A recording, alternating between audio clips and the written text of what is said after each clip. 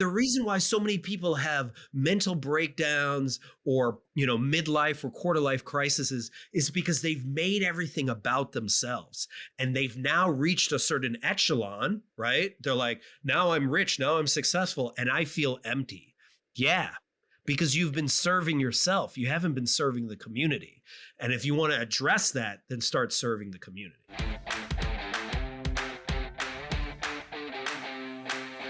Hey, my friends, my name is Rick Mulready, and I'm an online business coach. I'm an ads expert, and I'm all about helping online course creators and coaches make more money in their business while working fewer hours. But most importantly, I'm a father and I'm a husband. With this podcast, you're going to learn exactly how to become what we here call the optimized CEO of your business. And that means you are optimizing your sales and marketing, your time, and your mindset, so that you can have more freedom, a bigger impact, and make more money. So grab a coffee, open up your favorite notes app. This is the Art of Online Business Podcast. What's up, my friends? Welcome back to the show. We're going to be talking about something we have never talked about here on the podcast before. And I really don't know why, to be honest with you. We're going to be talking about incorporating play and fun into your business. And I say that we've never covered that before, either of those topics from this perspective. We're going to be talking about how to incorporate play and fun into a membership program in your business. So whether you have a membership right now, or whether you're thinking about adding a membership to your business, we're going to be talking about how to incorporate play and fun in how you deliver that membership so that you can increase your retention. And joining me to share his expertise on this, I'm so excited to welcome him to the show. His name is Jeff Harry. And Jeff works with companies and individuals to help, as he says, lift their veil of BS in order to make their work more fulfilling, discover their joyful purpose, all while removing what is getting in the way of their success. And as he says, through positive psychology play, he creates a safe space for teams and individuals to have those difficult conversations and address those uncomfortable challenges in a play-oriented way. Jeff's work has been featured in the likes of New York Times, Mashable, Upworthy, Shondaland, and Wired. Jeff is so much fun to talk to, not surprisingly, right? And so I asked him to come on here and share his expertise through the lens of how do we have more fun in our business? Specifically, how do we incorporate play into into a membership? Again, whether you have a membership already or not, this is going to be for you. We brings out so much gold here today. Really, really excited to introduce you to Jeff Harry, which we'll do here in just 1 second. Now, before we go hang out with Jeff, I want to let you know I'm accepting applications right now for my accelerator coaching program. This is a complete personalized one-on-one and group coaching program for established online course creators and coaches. You're already averaging a minimum of 7 to 8K per month in your business, and you want to take the guesswork out of increasing your profit and your impact with less hustle and still being a good human being in the process of doing that. This is where you get to work with me and my team of expert coaches and the rest of the amazing entrepreneurs in Accelerator. So if you want to see all of our success stories, learn more about Accelerator and apply, just go to rickmulready.com/accelerator. All right, my friends, without further ado, let's go hang out with Jeff Harry. Jeff, welcome to the podcast. I'm so pumped to have you here. How the heck are you? I'm so excited. I'm ready. Let's do this. I just told you, I was like, hey, you know what? This is how I do interviews. I have a blank document in front of me. I don't know where this is going to go. It's like you and I sitting down for coffee, and I know what we want to talk about, but where it goes from there, I have no idea. This is perfect. This is play right here. I could tell you were really excited about this. Yeah. So why don't we first start out with having you introduce yourself to our listening audience right now. Who the heck are you? Who is Jeff Harry? I am Jeff Harry. I'm now going by the Mischief Maker. people when they introduce me, I'm like, I do positive psychology and play to create psychologically safe workspaces for a lot of businesses. And when I'm not doing that, I'm just like trying to advocate for the importance of play and how it can solve a lot of your problems, frankly. All right, so I want to get into what exactly that means, but how the heck did you get to doing what you do? Oh, you want the origin? I'll give you the quick Batman origin story. So remember the movie Big with Tom Hanks? Of course. Yep. Yeah. So saw the movie Big with Tom Hanks, third grade, and he was playing with toys for a living, and I was like, you can do that as a job. And I literally ran to my word processor. My mom had a word processor, and I started writing letters to toy companies, and I just kept doing it from third grade all the way up to college. Applying to be in the industry. And then I eventually got into the industry. And I don't know if you've ever gotten exactly what you've always wanted and then been so disappointed when you get there. But it was just like cubicle walls, no play, no high fives, no toys, no fun.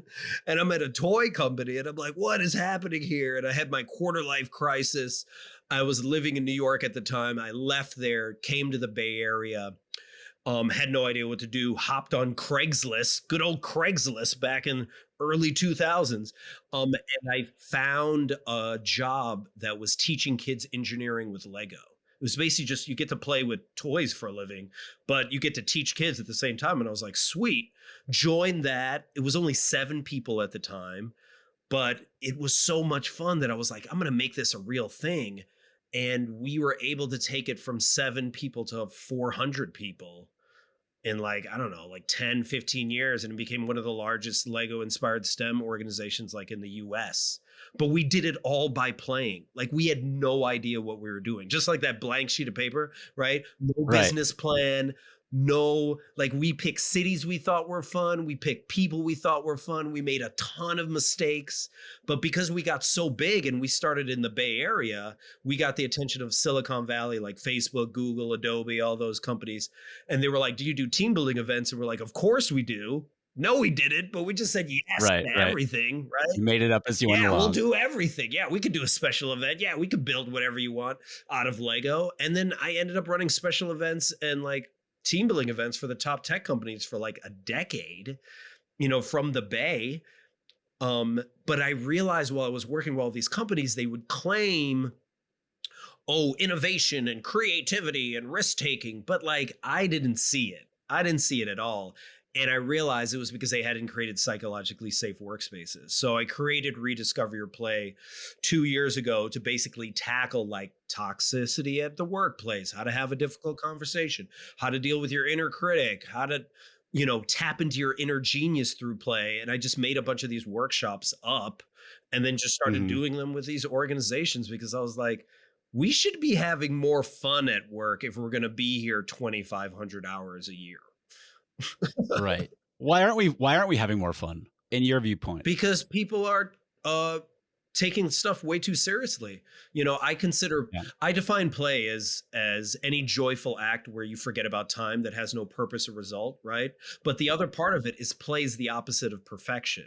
And perfection is rooted in ego, shame, fear of failure, right? And play is rooted in curiosity and awe and experimentation, all the amazing things, right? But we, especially in America, where we're so job focused and we tie our productivity to our value, we are so much about focusing on being perfect that we lose the art of play. But if you think of any startup or even Google or Facebook when they first started, it was play that started the whole process. It was an experiment. It Sure. was an experiment of figuring out can we bring together the world through this search engine or through this app, you know? Yeah. And Yeah. we just forget. So how does it, from I'm really interested, you just mentioned perfectionism. I'm it's so cliched, but recovering Yeah. perfectionist, but let's be honest, I'm still not fully recovered, quote unquote, from that. And a lot of my students struggle with that, from the perfectionism Yeah. standpoint, meaning if it's not perfect in their mind, which is completely subjective, then I can't put this out, Yeah. or I can't do this, or I can't speak to this person, or whatever it might be. And it slows them down. Yeah. Now, I would assume that there's a mindset shift that needs to happen in order to incorporate, like, oh, what if I took a playful approach to this? How do we get there? You got to fail miserably. Like you got to like I don't think people realize what it's like to fail and then be like, "Oh my gosh, I didn't die." Like there's Right, really a right. like I remember my niece once said to me, she was just like, "Oh my goodness, if I talk to that guy, I'm going to die." Right? She was like, "I'm just going to die." Like she was in high Yeah, school, and then I was thinking about it and I was like, "Well, that actually kind of makes sense because a part of her personality has to die. Like a part of her personality she has to let go of like not being comfortable talking to strangers." And it's the same thing with like perfectionists, is we're so scared of failing because we think if we fail, our parents are going to disown us, we're going to get kicked out of school, we'll end up on the street. Like you run to this massive like extreme. But if you actually fail, like you realize, oh my gosh, it's not that bad. It actually is great. And I remember I talk about, NASA talked about this, about how they found that many students, when they first tested their creativity around the age of 4, their genius levels, their ability to be creative was like in like the 90th percentile, right? By the time they reached the age of 18, it was like under 15%. By the time they reached adulthood, under wow. 10. So like NASA needs problem solvers, people that think outside the box but are creative, and school is destroying that because it's all about supporting perfectionism. It's all about like, I got to get an A. I got to get the highest grade on the SAT. If I don't get a good SAT score and I don't get good grades, I'm not going to get in the college of, that I need to get into. So like there's this like cycle of just BS. When like I think Yeah, Sean Aker said this recently, this happiness guy he was like, your GPA in college, and heck, even your GPA in high school, determines your success in life as much as rolling dice. Like it doesn't even matter. But we put right, so much right. effort into it. We make such a big deal about it. And then our parents make such a big deal about it. And frankly, it's just so much pressure and BS propaganda of like what I need to be in order to be successful. And if the pandemic did anything, it lifted that veil and was like, all of this is BS, you know? Yeah, Like yes, you could pursue becoming a doctor or a lawyer. I know a lot of people that have those jobs and hate those jobs. I know a lot of people that are right. millionaires that are depressed beyond belief. And then I know other Yeah. people that don't have that much money that know how to like find their joy. So again, we have to like really question what is actually bringing us fulfillment and happiness and joy. So for a business owner who already has some success in their business, but they're feeling that unhappiness, Yeah. that maybe unfulfillment, they're tired of just, oh, I've created another job for Yeah. myself rather than a business. What would you start to say to that person who's already in that space and not really having fun? Maybe they had some fun in the beginning, Mhm. but after a few years, their business is a little bit more mature. Now they're in this spot. How do we start to incorporate more of this so that we can, bring back some of the fun Yeah. and remember why we did what we did? Well, I would quote Alex Johnson, who says, "You'll find the future where people are having the most fun." So, just from a business standpoint, it's going to be smart for you to actually pursue your curiosity and pursue your fun. Examples of this is Google's 20% rule. Back in when they Yeah. first started, right? They gave their staff a Yep. fifth of their time to pursue whatever they wanted as long as it benefited Google. What came from that? Gmail, Google Meet, AdSense, Google, Maps. Like the foundation of Google came from playing, right? So I would Right. be asking business owners right now, yo, start following your curiosity. What else do you want to create next? Look at the companies that thrived during the pandemic: TikTok, Hulu, Netflix, like taking risks, man. This is the Yep. time to take risks. If you are still trying to solve post pandemic issues or even pandemic issues with pre pandemic solutions, the way you market, the way you do sales, the way you recruit, you got to throw all that out the window. It is a brand new world out there. And where the experimentation, that's where all the innovation is. A lot of people don't know this, but I say this a lot, but like the Wright brothers, while they were pursuing making the airplane as bike mechanics, there was a guy named Lampley who was connected to the Smithsonian and had access to scientists as well as access to, I think, up like $1 million worth of funding, government money, corporate money, and the best scientists in the world making the same flying machine at the same time as two bike mechanics, like in the middle of the Midwest. Who gets there first? The bike mechanics. Why? Because they're playing, because they were just doing it because it was interesting to them. It was fascinating to them. That is what I would be telling business owners right now. It's like, what excites you about your work? And if nothing excites you about your work, then start exploring what else is there, right? Yeah. Instead of just like now going through the motions. I know a lot of people like to build businesses, but they don't like to maintain them. It kind of like gets boring after a while to just maintain. Sweet. Yep. Then, and this is scary, but like start anew, then blow it up a little bit and go fail a little bit and start anew. That's where you're going to get most of your joy and fulfillment. And that's where you're actually going to be most successful as well. Well, so talk a little bit about that. I'm so glad you sort of finished that thought with by saying that, because most people think, well, like from my experience was I don't want to put the overarching most people out there, but like I know that in the past for me, a lot of my students that we work with, it's that, well, I can't do that because I need to generate revenue. Yeah. I need to continue generate revenue. And so if I'm focusing on these things over here that maybe are little fun, it's not providing that, potential growth. But you're saying, no, it's actually just the opposite. It's actually because you actually have more energy. You are 500% more in flow and more productive, 5 times more productive when you're at play. So say, for example, we're doing something like outreach, right? Okay, well, I need to outreach to 1,000 people in the next month, because if I outreach to 1,000 people, I'm going to get a 5% return on that, and then a 5% on, like you could do it that way. Totally. Sure. How's that working out for you, right? I could spam those 1,000 people, or I could follow my curiosity, right? And reach out to people that I vibe with, maybe on LinkedIn, and then start messaging them and sending them audio files of like, oh, I just love some of the cool work that you're doing. I would love to hear more about what you're doing, and connect that way. And maybe you get more business that way than you do outreaching to those 1,000 people. Like follow your Yeah. what is it? What are you good at? You want to hop on a bunch of podcasts and do a bunch of interviews that way and utilize some of your time, not all of your time, but some of your time to do that?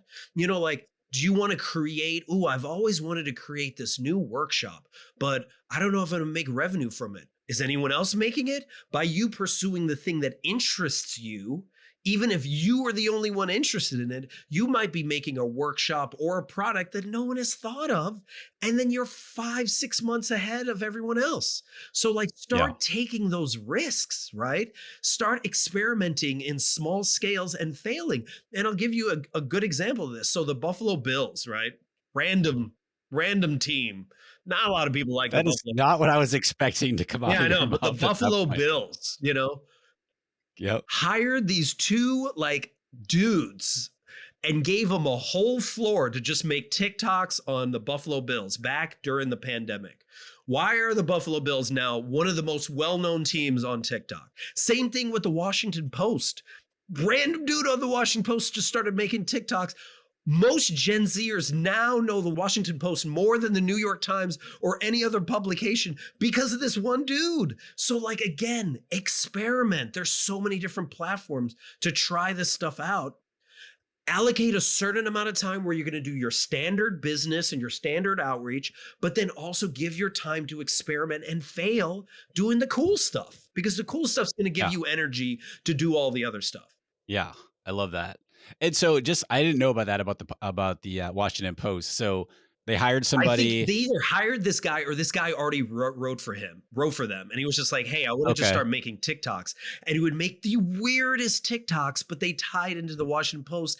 And now it has so many followers, dude. Like, just type in Washington Post TikTok guy. Okay. I'm gonna check it Everybody out. knows that dude now. And I'm talking about like 19, like, or not even, what am I saying? 16 to 24-year-olds know about the Washington Post. Do you know how irrelevant it was Yeah. to Yeah. them, to that population 5 years ago? And all of a sudden now everyone's like, oh yeah, I know that guy. That's a super cool company.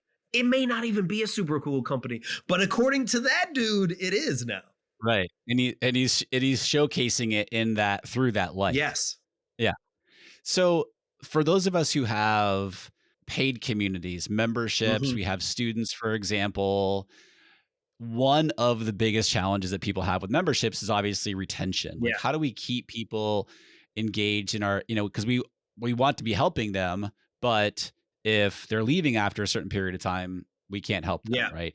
And the biggest reason why people leave, well, top tier reasons, like I'm there's just too much content. Yeah. Like I'm overwhelmed with it, or I simply don't have enough Yeah. time. But how can we incorporate more of what you're talking about, the play, into our communities so that we can just be, like I kind of look at it as like that's a huge differentiating factor Yeah. for people if we're able to do it and just make this like, oh, I can't leave that community because I'm having so much fun over Yeah. here. Yeah. Okay, so follow this weird train of thought, right? I'm gonna go down this weird. So, have you ever been to a crappy wedding? And I'm not talking about like a bad wedding. I'm talking about an average wedding where like they have Sure. chicken and fish and then they have the music and it's just those weddings are the worst. It's not the bad weddings I don't like. It's the mediocre weddings. And why are they mediocre? Because they're trying to please everybody. Stop trying to please everybody in the community. Stop trying to do everything and be everything to everyone. Do you. Be your weird you. You're straight. Like, do the things that are curious to you, because guess what? What's going to happen is two things. One, you're going to turn off a lot of people that don't vibe with you, right? But they wouldn't be part of your community anyway.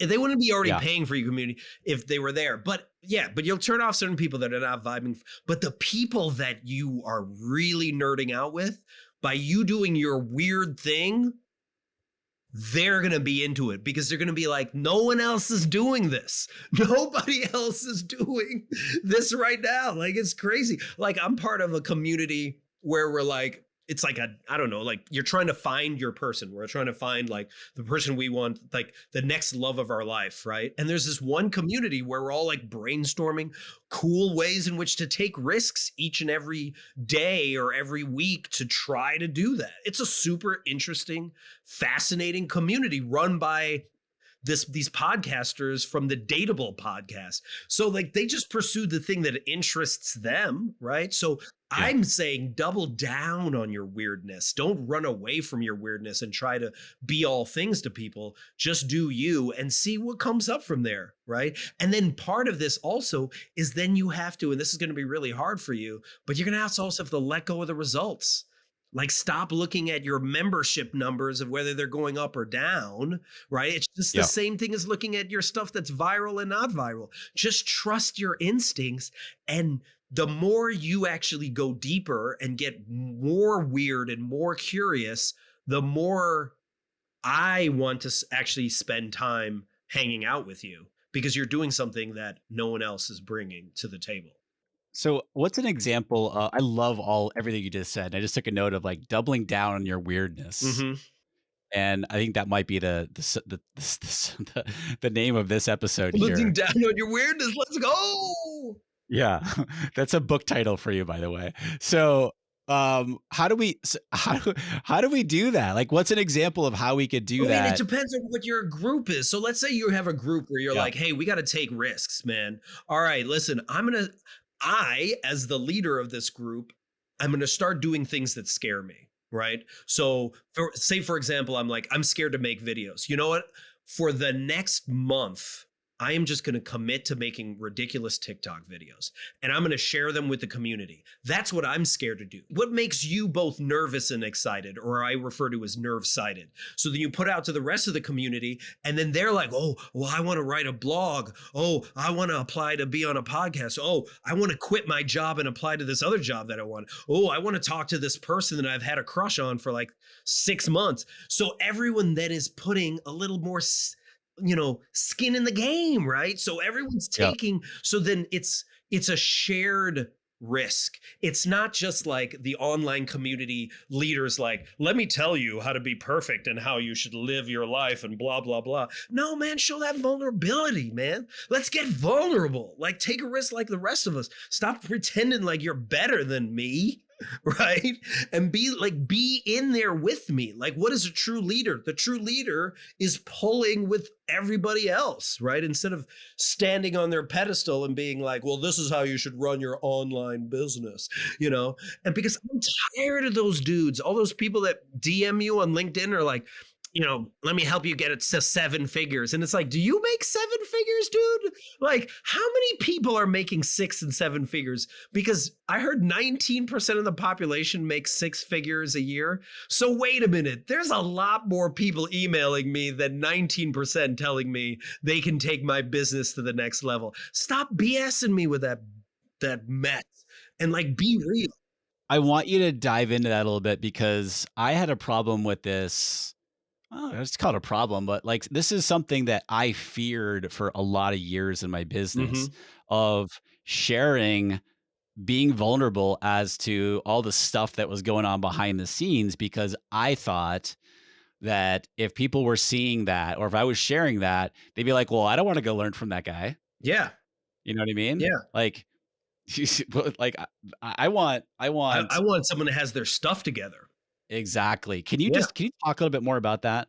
Well, I mean, just look at all of Brené Brown's work. She's built her whole career off of vulnerability, right? She True. would Yep. always say, "What's the bravest thing that you've seen on stage?" Someone sharing being vulnerable. How many people feel that way? Everyone raises their hand, but you on stage don't feel that. You on stage the whole time, you're like, "Oh, they're gonna see everything." I want to see that. Give me that.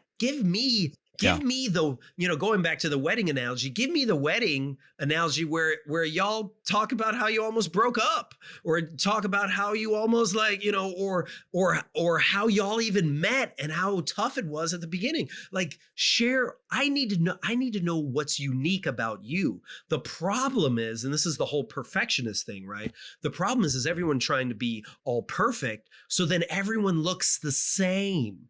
So a good example of this is in Portugal. So when I was traveling in Portugal, like there are all these castles you can go to, right? So I'll be like, let me go see a castle. While I was there, why are there so many Instagram influencers there?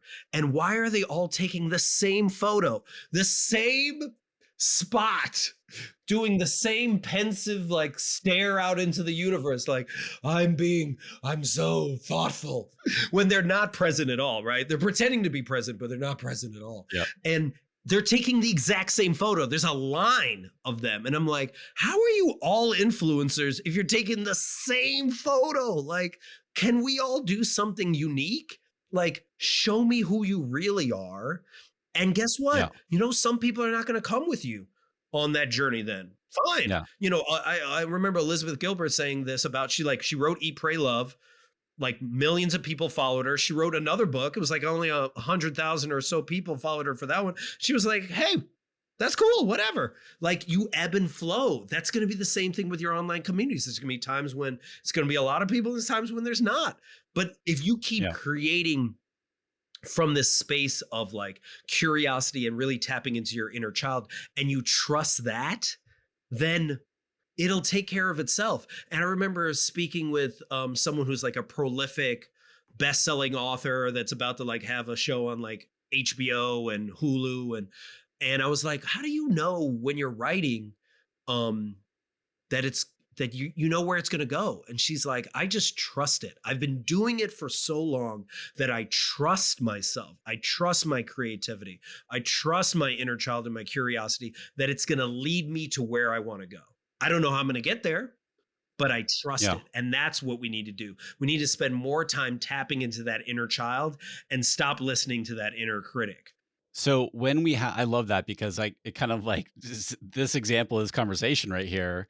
I'm over here taking a whole bunch of notes as we're chatting when it was blank to Yeah, begin with, and like I said in the beginning, I had no idea where this was going to go, but I've done 600 episodes over 8 years. Pretty confident that that I can bring out what my audience wants to hear. exactly.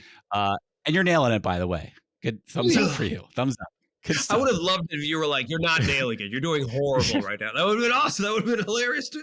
I've only had a couple interviews, unfortunately, over the years where I'm just like, I can't, and it's always an awkward Yeah. conversation, by the way. Like, I can't release Well, but that, wait, but why is it an awkward conversation? Because they're not playing.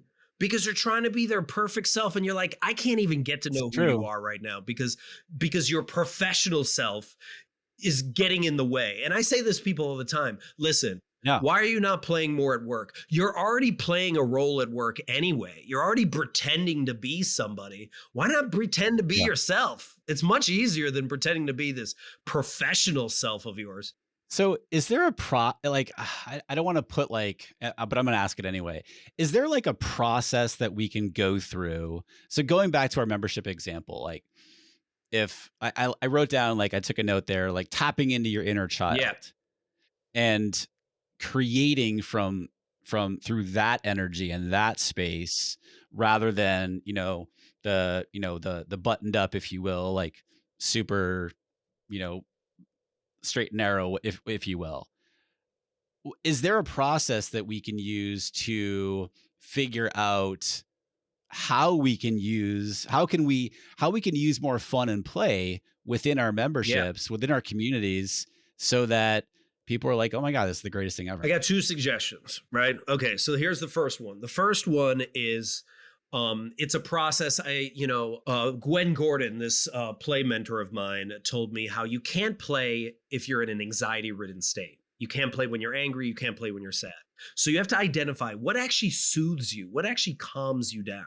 So you first have to identify, what is that for you? Is that going for a walk? Is that taking a shower and then you have a flood of ideas? Is that you dancing in costume in your house? Like, what is it? Is it morning pages? Like, what are you doing to calm yourself down, right? So you first have to soothe yourself. And you got to also remember, this is really fascinating, is like, you adopt the ways in which you soothe yourself from the people that took care of you the most.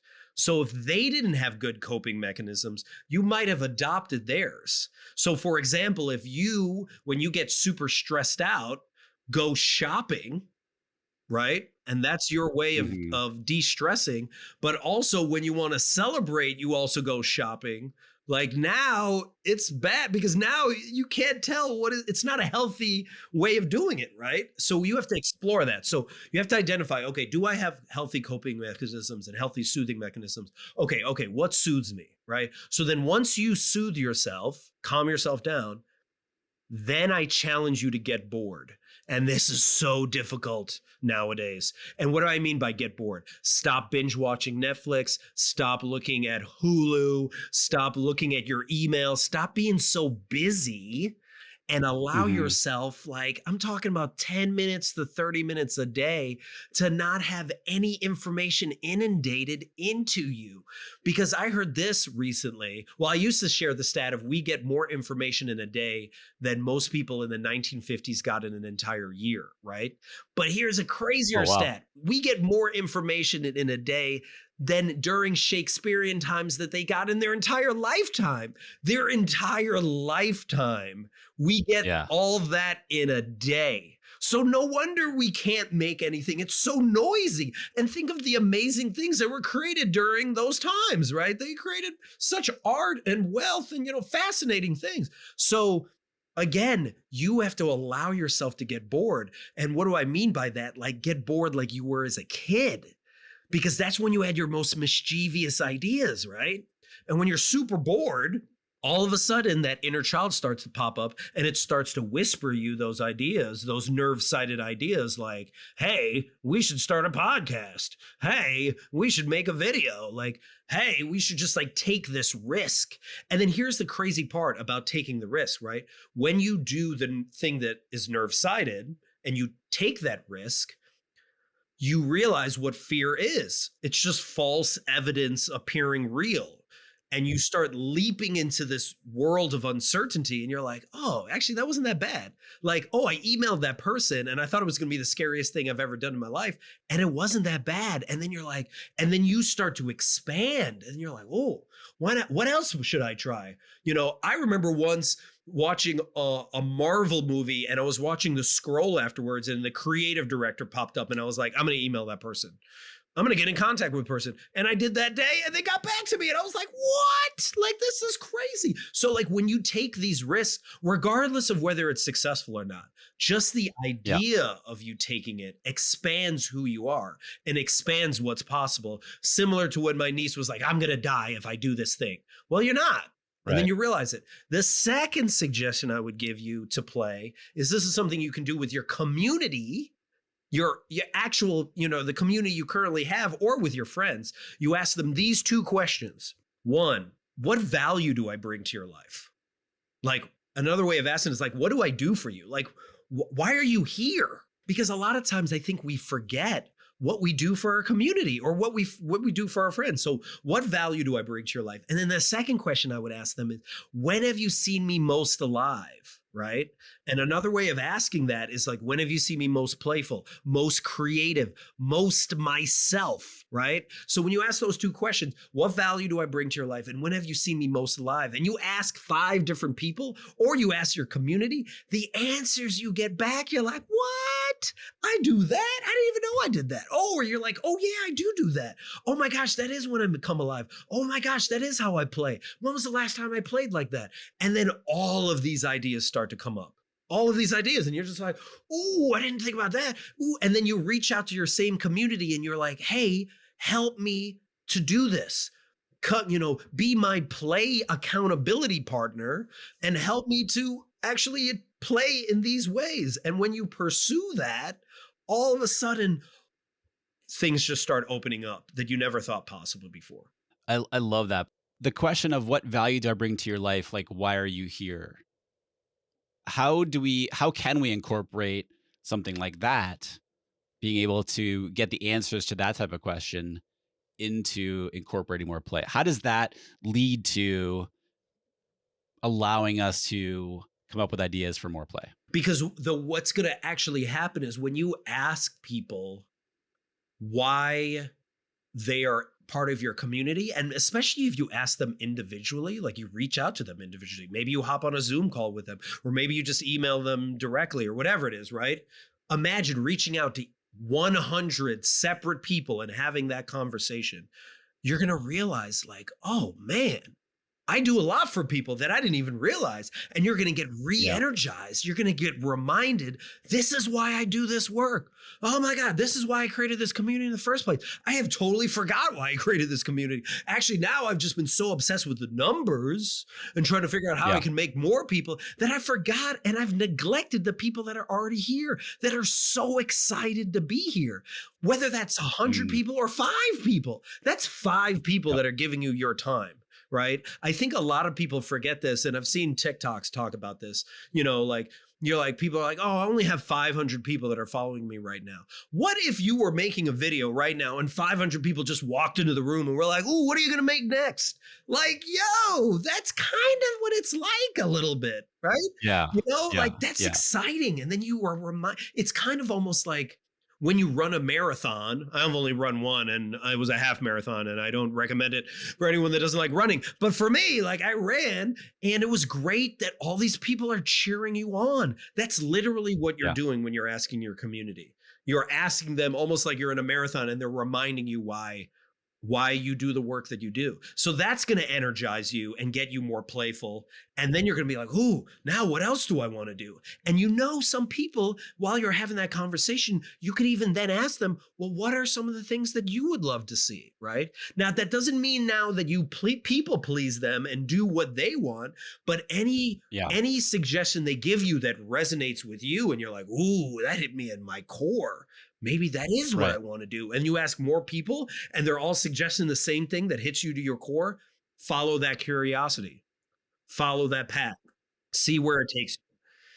And that brings you back to the vulnerability part and the authenticity, because if you're asking your community of what, why are they Yeah, here, reminding you of that, and then putting it back and then asking them, it's co-creation of the community. exactly. Yeah. It's not about you. Here's this is going to be tough for some people to listen. Your community, it's not about you. They're not there Yeah. just because of you. They're there from what you've cultivated with them. So let go of that like posturing that this is just all about me and how I'm going to get more people to like me, right? And and also be vulnerable in the sense of like don't like blast the whole community and be like, "What do you want?" Actually talk to people, man. Like do the thing that actually scares you and really connect with people. I mean, and now more so than ever, right? People are Yeah, craving. of course now more than ever, especially if they're giving you money every month and you don't have the time to call them up or hop on a Zoom call with them or go back and forth over email. Like, come on, man. They are literally handing you money. You can show up more than like posting on the Facebook group. So people, the inevitable question on that, Jeff, is how do I do that at scale? Well, I mean, let's say you have a community of 1,000 people, right? You know the people that comment all the time in the group and are the most. Sure. Start with them. Start with like five, Yeah. 10 people. We don't have to do everybody, and then you can still Yeah. write your survey and put that out as well to the group, but do a bunch of different experiments. Again, follow your curiosity. How do you want to get that vibe from the community? And then again, those two questions, you could ask it of just five people in the group, right? Yeah. You could also Yeah. ask it of your friends that are not in the group. You could ask it of people that have thought about joining your community but didn't want to. Well, why didn't they want to? Well, find out why. Like this, you can do this over and over again. But the idea is to let go of the results, which I know is so difficult. But look at, Mhm. if you look at the videos that have gone most viral, if you look at companies that have been most successful, they pursued their play. They pursued a future of fun, and that's where it went. They weren't, when someone was making that viral video, they weren't thinking at the beginning, this is going to be viral. I can't wait for it to be viral. This is what I'm going to do in order to make it viral. No, they just made something that just hit home for them. They were making it for Yeah. themselves. They were tapping there. And that's where all the magic is. Yeah. And it's funny you bring that up because my wife has a video right now on, I think it's an Instagram reel that has quote gone viral. Hmm. And she gave me an update this morning. She's like, "Yeah, I'm up over 500,000 views on this thing." And it was interesting at first, like the first few days where it started to catch to catch a little fire. She's like, "Yeah, we're at like, I don't know, 17,000 Hmm. views." I was like, "Do you know how big, like how many people that That's a is?" lot of We're people. here in San Diego. And I was like, consider like that's half of Petco Park where the Padres play. Right. And she's like, I was like, that's like your video playing up on the center field Yeah. scoreboard to the stadium. And she's like, oh, yeah, that's really true. Like put it in that perspective. And in she thinks it's so funny because she's like, I put like nothing in. This was like a almost like a I didn't Afterthought. even It's think about always it those. after. Thank you. That was yeah. Yeah, and she's done all the other videos, but this one particular has like completely taken off, and it was an afterthought.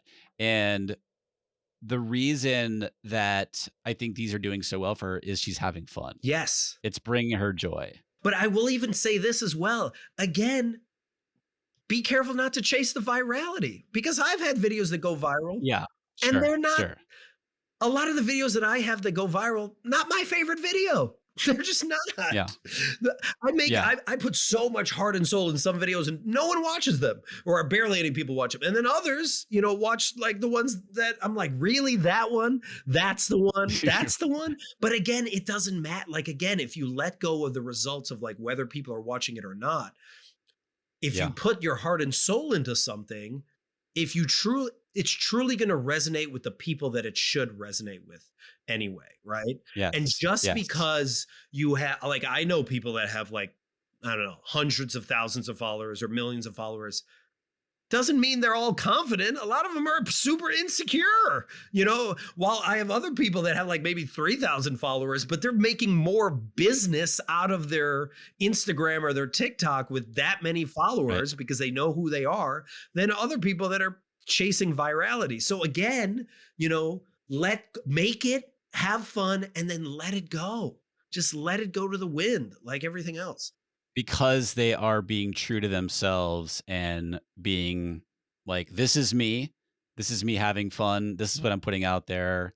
And, like either take it or leave it Yeah. sort of thing. Yeah. Like if you show up, great. And if you don't, I'm still going to make it because I'm making it for me. Yeah. I want to finish up with two questions. One being a very selfish question. I'll finish with that one. But I want to circle back to this whole topic of it's not about you. It's not about me Ooh. in our business. Let's And go. because this is a big thing, and I went through this for years where it's like, wait, they're here for me, or the success of this depends on access to Yeah. me, or like I literally just had two conversations yesterday with two new accelerator members. This was the topic where they're making themselves accessible to their students at all hours of the day, for example, or feeling like, oh no, this is about me, and if I'm not making myself Yeah. available, then it's all gonna go Implode. away. Can you kind of talk to that? How is it not about us, I guess, is how we'll start that. Well, it's what you provide, right? It's because when you say it's all about you, it's about ego then, right? And then it's all about Yeah. like your personality and be like, oh my gosh, I have to be producing or I have to create what they want. And again, it goes into this the whole people pleasing. Well, what do you want? Well, I came here because I liked you for you, but now you're asking me, it's very confusing to figure it out, right? But if you Right. were, Right. but if you were like, okay, again, what value do I bring to you? When you find that out or reminded of that, then you're like, okay, what else? What else can I do for people? How else can I serve, right? We are most successful when we are serving the community. This is something this is actually really important. And follow my train of thought for a little bit because I'm going to go a little nerdy. So just bear with me. So Love do you it. know Abraham Maslow's hierarchy of needs? Yep. So, for anyone that doesn't know, it's this pyramid. Physiological needs are most important, followed by, other needs. And then it ultimately ends up with self-actualization, right? Well, Maslow stole that.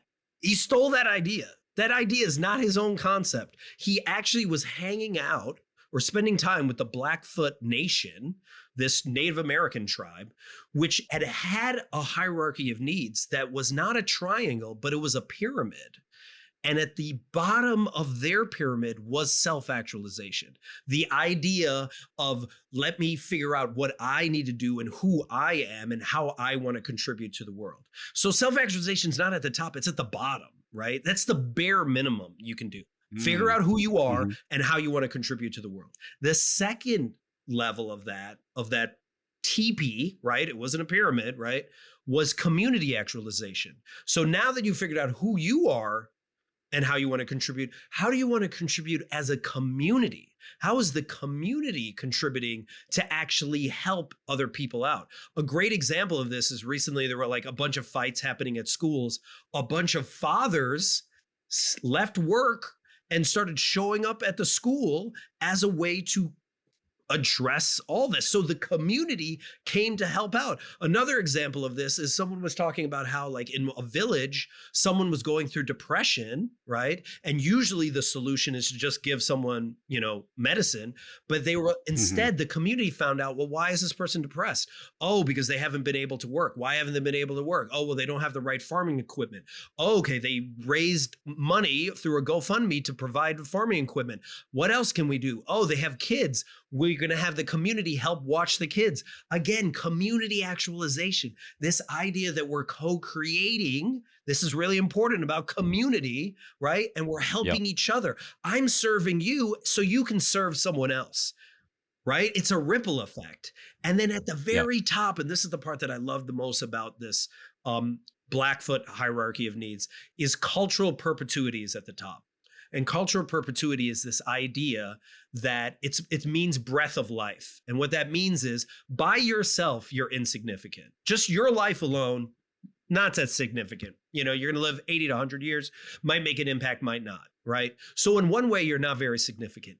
But in another way, as cultural perpetuity, you are breath of life, which means you are the connection between our ancestors and your descendants. You are the link. So you take all of their successes, failures, historical trauma, all of it. You decide what you bring from what you've learned from them and pass it on to the next generation. When you think of it that way, that you're representing people from like 10,000 years before and 10,000 Mm. years after, then you're like, whoa, this work that I'm doing, this business that I've made is much bigger than me. Anything that I make here in this business is going to affect generations of my family and other people, anyone else that I connect with. So when you see it that way, you're like, this is much bigger than just me.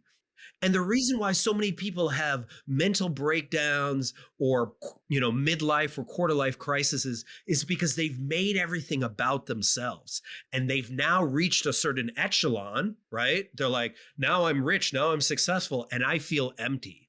Yeah, because you've been serving yourself. You haven't been serving the community. And if you want to address that, then start serving the community. I think we have to end it right there. Seriously, like I don't, I mean, I right? think That that's was like some good stuff. I don't even tied know what up, I said. I want tied to up write in a that nice bow down. right there. I mean, that was good. I was like, this is what I love, because then later on, I'm like, what did I say? Oh, I should have wrote that down. We're gonna transcribe it and send it to you and take you to the end of the interview Let's here. go. I want to make sure, Jeff, that people can connect with you in all of the best ways.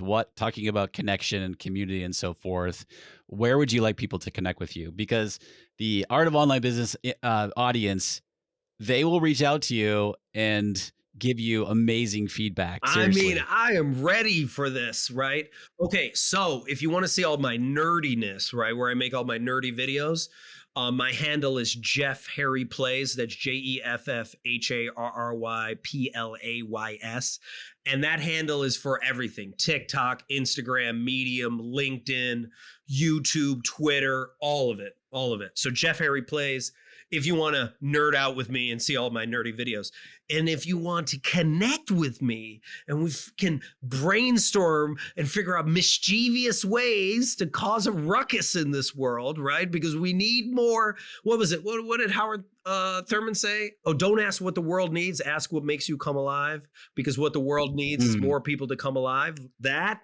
You want to do the stuff that makes you come alive, then come to my website, rediscoveryourplay.com, and then click on the calendar button and let's talk, man. Let's have a flow talk. As you can see, chatting with Jeff is so much fun. Like when we had a call, we We had to go a while ago. it was like a long time ago, it seems like.